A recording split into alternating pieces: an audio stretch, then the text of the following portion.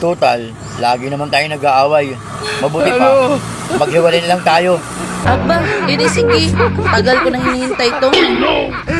O sige, sa akin yung paupang bahay. Sa akin yung nasa bukid. Sa akin yung tricycle. Sa akin yung driver kasi matagal na sa akin yun. Hoy,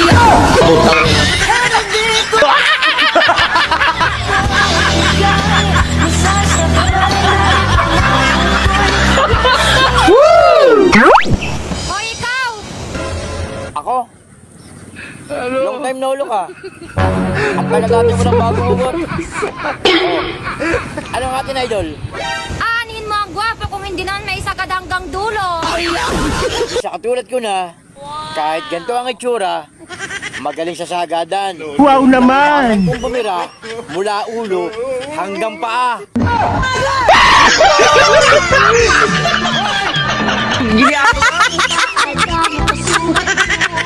Lalaki agad. Gago!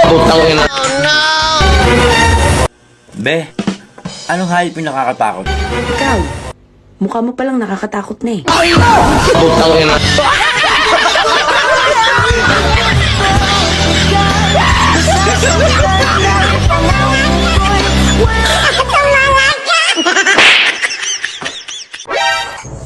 Han, may nadaanan akong bahay.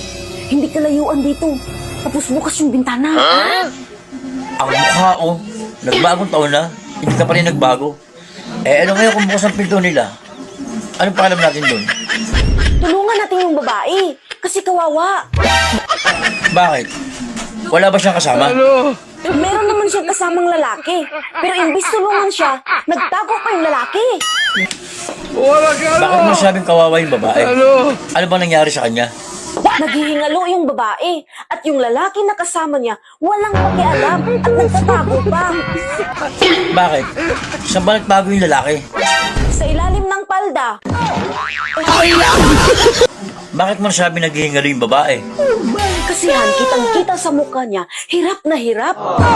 Bakit mo nasabing hirap na hirap yung babae? Ano ba yung mukha niya? Ganito ang mukha niya. Gago! Hirap na hirap siyang mingon, diba?